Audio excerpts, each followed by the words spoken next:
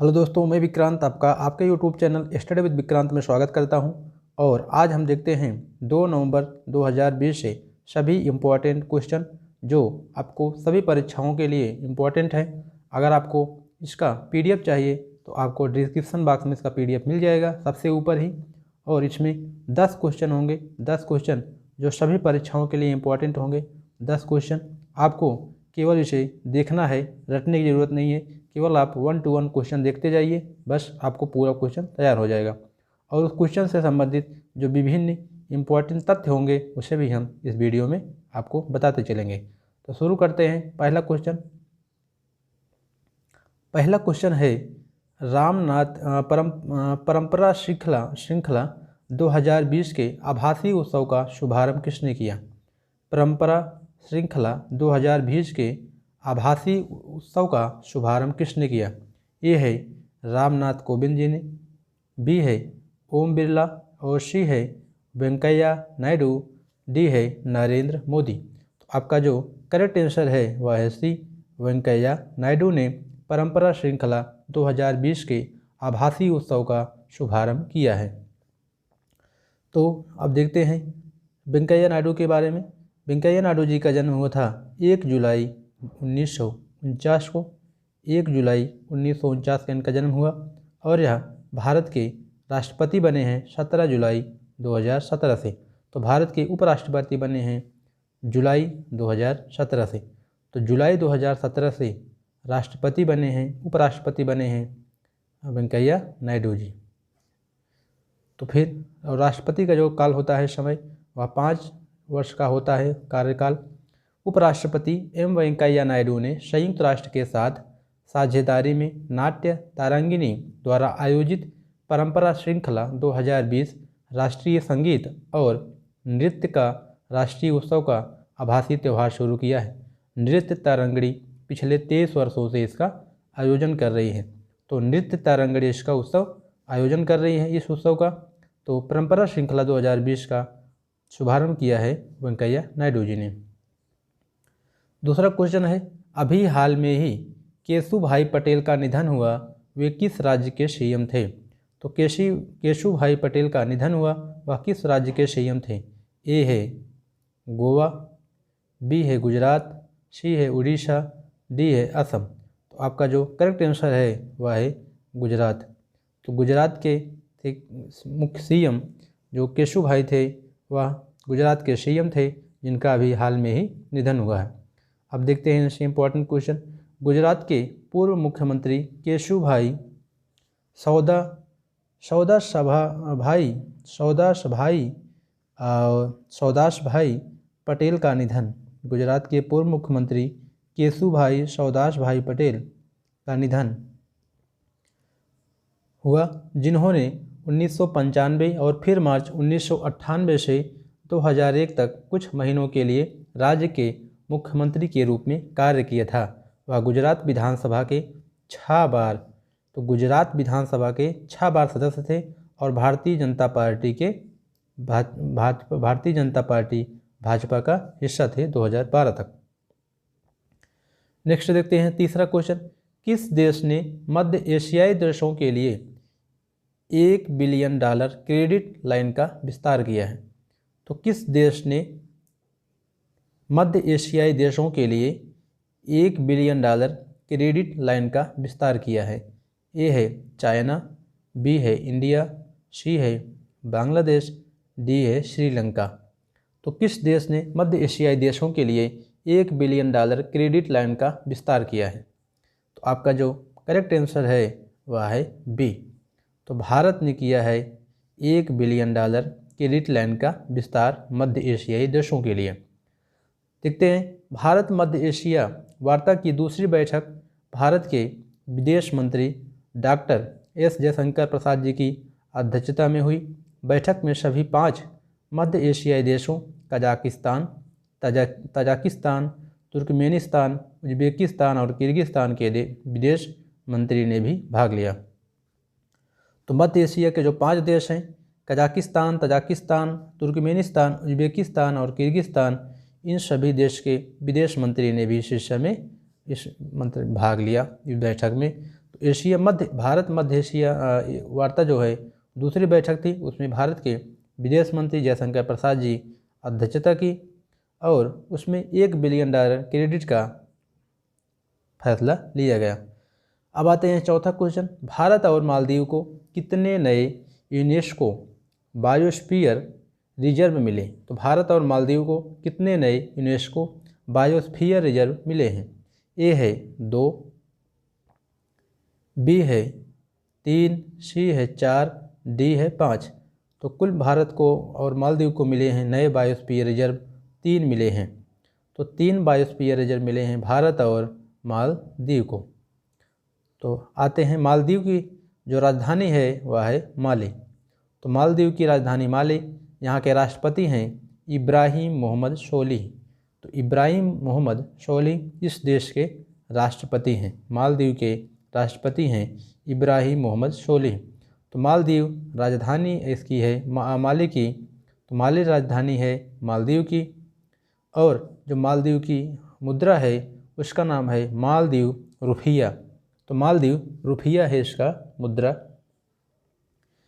29 अक्टूबर 2020 को यूनेस्को के United Nations Educational Scientific and Cultural organisation, तो ये है United Nations Educational Scientific and Cultural organisation man of the end the biosphere MAB programme के international coordinating council ICC ने भारत में पन्ना biosphere reserve, तो पन्ना biosphere reserve को मिला है।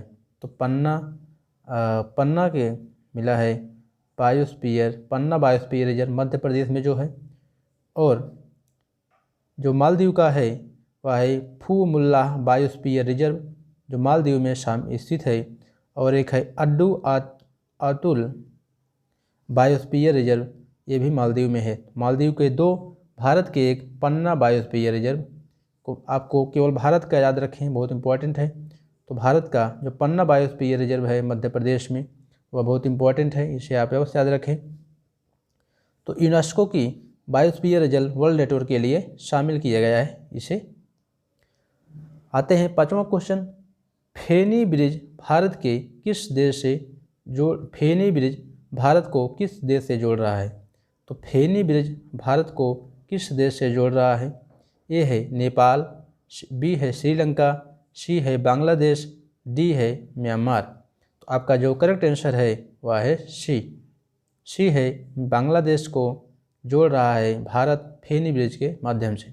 तो फेनी ब्रिज भारत को और बांग्लादेश को जोड़ रहा है। तो बांग्लादेश की राजधानी है ढाका, बांग्लादेश की राजधानी का नाम है ढाका और प्रधानमंत्री यहाँ की शेख हसीना और मुद्रा है टका। तो बांग्लादेश की प्रधानमंत्री का नाम है शेख हसीना, मुद्रा है टका। केंद्रीय सड़क परिवहन और राजमार्ग मंत्री नितिन गडकरी ने कहा है कि भारत और बांग्लादेश को जोड़ने वाले 1.8 किलोमीटर लंबे फेनी पुल का निर्माण दिसंबर 2020 तक हो जाएगा। तो दिसंबर 2020 तक 1.8 किमी लंबे फेनी पुल का निर्माण हो जाएगा जो भारत और बांग्लादेश को जोड़ेगी। 6ठा क्वेश्चन है, किस फिल्म को 14वें एशियाई फिल्म पुरस्कार में सर्वश्रेष्ठ बेस्ट ओरिजिनल स्कोर का पुरस्कार मिला है? तो 14वें एशियाई फिल्म पुरस्कार में सर्वश्रेष्ठ ओरिजिनल स्कोर का अवार्ड पुरस्कार किसे मिला है 14वें एशियाई फिल्म पुरस्कार में? ए है छिछोरे, बी है गली बॉय, सी है थाना जी, डी है पैरासाइट। तो आपका इसमें जो करेक्ट आंसर है वह है सी। तो यहाँ पर सी नहीं होगा, यहाँ पर होगा बी। तो गली बॉय को मिला है सर्वश्रेष्ठ 14वें एशियाई फिल्म में सर्वश्रेष्ठ ओरिजिनल स्कोर पुरस्कार। अब देखते हैं इसके बारे में। एशियाई फिल्म पुरस्कार के 14वें संस्करण का आयोजन एशियाई फिल्म पुरस्कार अकादमी द्वारा किया गया था। इंडियन मूवी गली बॉय को 14वें एशियाई फिल्म पुरस्कारों में सर्वश्रेष्ठ मूल स्कोर का पुरस्कार मिला है। तो 14वें एशियाई फिल्म पुरस्कार में जो बेस्ट पुरस्कार मिला है सर्वश्रेष्ठ मूल स्कोर का, वह मिला है गली बॉय को। गली बॉय को मिला है, जिसमें आलिया भट्ट और रणवीर सिंह अभिनेता थे। तो यह अवार्ड काले और द साल्वेज ऑडियो क्वालिटी में किया गया। गली बॉय का निर्देशन जोया अख्तर ने किया है। तो गली बॉय का जो निर्देशन है वह जोया अख्तर ने किया है। गली बॉय में रणवीर सिंह और आलिया भट्ट ने प्रमुख भूमिकाएं निभाई हैं। तो आप रणवीर सिंह और आलिया भट्ट ने इसमें अभिनेत्री हैं और जोया अख्तर हैं इसके निर्देशक। तो 14वें एशियाई फिल्म पुरस्कारों में से सर्वश्रेष्ठ मूल स्कोर का पुरस्कार मिला है। तो आपका जो करेक्ट आंसर है वह है बी। तो गली बॉय को मिला है सर्वश्रेष्ठ एशियाई ओरिजिनल स्कोर का पुरस्कार। आते हैं 7वां क्वेश्चन, किसने सियोल शांति पुरस्कार 2020 जीता है? किसने सियोल शांति पुरस्कार 2020 जीता है? ए है थॉमस बाख, ए है थॉमस बाख, बी है एंजेला मार्कल और सी है नरेंद्र मोदी, डी है डेनिस मुक्वे। तो आपका जो इसमें करेक्ट आंसर है वह है ए। थॉमस बाख को मिला है शांति सियोल पुरस्कार, सियोल शांति पुरस्कार। तो थॉमस बाख को मिला है सियोल शांति पुरस्कार। तो थॉमस बाख को मिला है, बहुत इंपॉर्टेंट क्वेश्चन है इसलिए हम इसे कई बार पढ़कर सुना दे रहे हैं आपको। थॉमस बाख को मिला है सियोल शांति पुरस्कार 2020। तो नरेंद्र मोदी को मिला था पिछले बार और एंजेला मार्केल को मिला था 2014 में और इन्हें भी मिला है पिछले बार। तो इसलिए आपका जो इसमें करेक्ट आंसर है वह है ए। थॉमस बाख को मिला है सियोल शांति पुरस्कार 2020। इसका बारे में देख लेते हैं। IOC इंटरनेशनल ओलंपिक समिति, इंटरनेशनल ओलंपिक कमेटी के अध्यक्ष थॉमस बाख को मिला है सियोल शांति पुरस्कार। तो सियोल शांति पुरस्कार मिला है IOC के अंतर्राष्ट्रीय ओलंपिक समिति के जो अध्यक्ष हैं उन्हें मिला है सियोल शांति पुरस्कार 2020। थॉमस बाख ने रियो ओलंपिक 2016 में शरणार्थी खिलाड़ियों की टीम बनाई थी, इसलिए इन्हें मिला है। और यह जर्मनी बाग के थॉमस बाख जर्मनी के रहने वाले हैं। तो थॉमस बाख जर्मनी के रहने वाले हैं। नेक्स्ट क्वेश्चन देखते हैं। नेक्स्ट क्वेश्चन है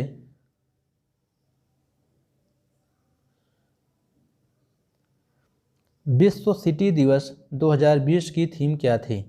विश्व सिटी दिवस 2020 की थीम क्या थी?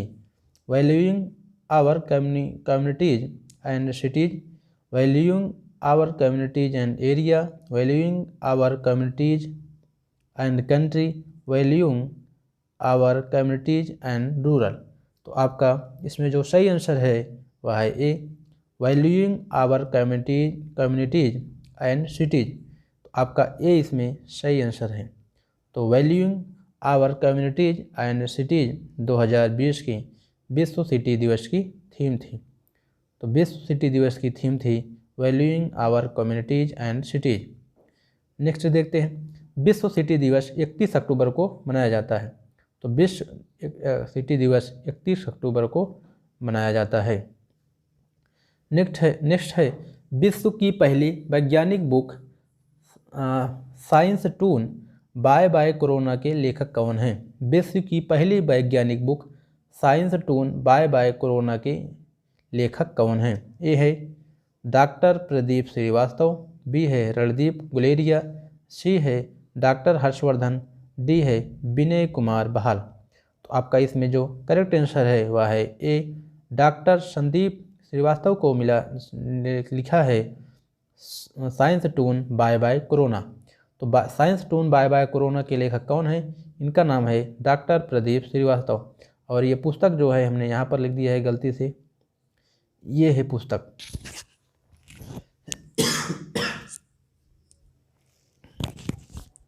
तो बाय बाय कोरोना लिखा है डॉक्टर संदीप प्रदीप श्रीवास्तव जी ने। नेक्स्ट आते हैं, इसके बारे में देख लेते हैं क्या है। विश्व की पहली साइंस टून आधारित पुस्तक बाय बाय कोरोना का उत्तर प्रदेश की राज्यपाल श्रीमती आनंदीबेन पटेल जी द्वारा इसका लोकार्पण किया गया है। तो 13 अध्यायों में प्रकाशित इस पुस्तक में कोरोना वायरस के बारे में विस्तृत जानकारी साइंस टून के जरिए प्रस्तुत की गई है। तो कार्टून के जरिए इस पुस्तक में 13 अध्यायों में इसे दिखाया गया है। Science toon corona, bye bye, bye bye corona. Next आते हैं 10वां क्वेश्चन है, लास्ट क्वेश्चन है। भारतीय नौसेना ने कहाँ पर INS कोरा से एंटी शिप मिसाइल का सफल परीक्षण किया है? तो भारतीय नौसेना ने कहाँ पर एंटी शिप मिसाइल का सफल परीक्षण किया है? ये है खंबात की खाड़ी, ये है खंबात की खाड़ी, बी है कच्छ की खाड़ी, और सी है फारस की खाड़ी, और डी है बंगाल की खाड़ी। तो आपका इसमें जो करेक्ट आंसर है वह है ए, बंगाल की खाड़ी से किया गया है इसका परीक्षण। तो ये आपका इसमें सही है, खंबात की। यहाँ पर आपका जो सही आंसर था वह है डी, बंगाल की खाड़ी से। तो बंगाल की खाड़ी से इसका परीक्षण किया गया है, सफल परीक्षण। तो अब देखते हैं ये जो है यही है ये। चलिए अब देखते हैं इसके बारे में। तो chief of the naval staff जो है CNS, उसके प्रमुख हैं एडमिरल करमबीर सिंह। तो एडमिरल करमबीर सिंह इस समय नेवल CNS के इंडियन नेवी के प्रमुख हैं एडमिरल करमबीर सिंह। तो एडमिरल होता है, जोड़ा जाता है इसके नाम के आगे, तो करमबीर सिंह हैं इस समय चीफ। और मोटो है इंडियन नेवी का, हर काम देश के नाम। तो हर काम देश के नाम है इसका मोटो इंडियन नेवी का। अब आते हैं, भारतीय नौसेना ने गाइडेड मिसाइल कॉर्वेट INS कोरा से एंटी शिप मिसाइल ASHM का सफलतापूर्वक परीक्षण किया है। तो भारतीय नौसेना ने गाइडेड मिसाइल कॉर्वेट INS कोरा से एंटी शिप मिसाइल ASHM का सफलतापूर्वक परीक्षण किया है। अब देखते हैं अभ्यास प्रश्न है, किस राज्य सरकार ने प्रदूषण एवं कचरे की शिकायत के लिए ग्रीन दिल्ली ऐप लॉन्च किया है? तो किस राज्य सरकार ने प्रदूषण एवं कचरों की शिकायत के लिए ग्रीन दिल्ली ऐप लॉन्च किया है? तो आपको इसे कमेंट बॉक्स में उत्तर देना है, और जिस राज्य ने इसे बनाया है उसको आपका इसमें उस राज्य के गवर्नर या लेफ्टिनेंट गवर्नर या राज्यपाल कौन है उनको आपको कमेंट बॉक्स में बताना है, और उस राज्य के मुख्यमंत्री का नाम, और उस राज्य में लोकसभा की सीटें, विधानसभा की सीटें कितनी है, यह सभी बताना है। तो दोस्तों आज के लिए बहुत बहुत धन्यवाद, और हमारे चैनल को लाइक, सब्सक्राइब और शेयर करना मत भूलिएगा। जय हिंद।